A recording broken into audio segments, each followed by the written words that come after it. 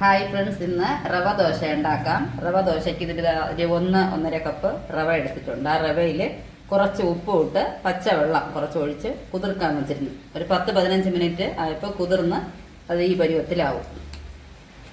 എന്നിട്ട് ഇതിനെ ഇനി ഞാനിതിൽ ഒരു പിടി തേങ്ങ, ഫ്രഷ് തേങ്ങ ഇട്ട് മിക്സിയിലിട്ട് നന്നായിട്ട് അരച്ചെടുക്കും. കുറച്ച് വെള്ളം ചേർത്ത് അരയ്ക്കും. അതിൻ്റെ കൂടി പാതി സവാള, ഇത് നല്ല തളിര് കരിയപ്പല, മുറ്റാത്ത കറി ലീവ്സാണ്, കുറച്ചെടുത്ത് വെച്ചിട്ടുണ്ട്. ഇത്രയും വേണം, ഒരു 4-5 കൊത്ത് വേണം. എന്നിട്ട് ഒരു പച്ചമുളക്, ഇതെല്ലാം ചെറുതായിട്ട് അരിഞ്ഞ് അരച്ചതിൻ്റെ കൂടി മിക്സ് ചെയ്യും.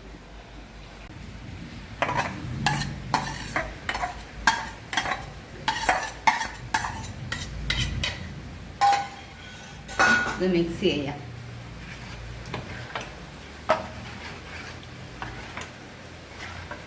ഇനി ദോശക്കല്ല് ചൂടാകുന്നുണ്ട്, അതിലേക്ക് ഒഴിക്കാം.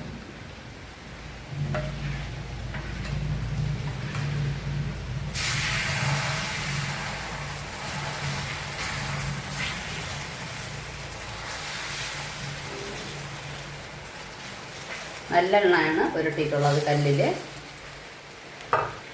ഇനി ഇത് മൊരിഞ്ഞ് വരണം, നല്ലെണ്ണ ചേർക്കാം.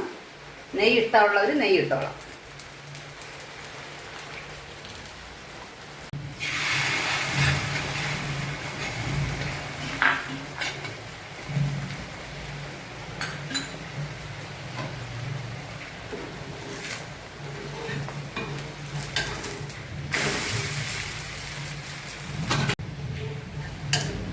നല്ല മൊരിഞ്ഞിട്ട് ദോശ.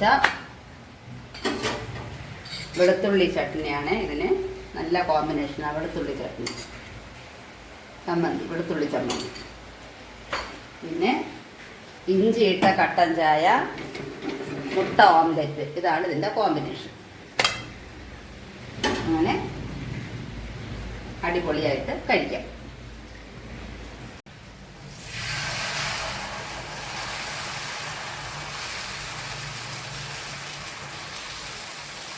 ഫ്രണ്ട്സ്, എല്ലാവരും ഇത് ഉണ്ടാക്കി നോക്കണം. വളരെ ടേസ്റ്റിയാണ്.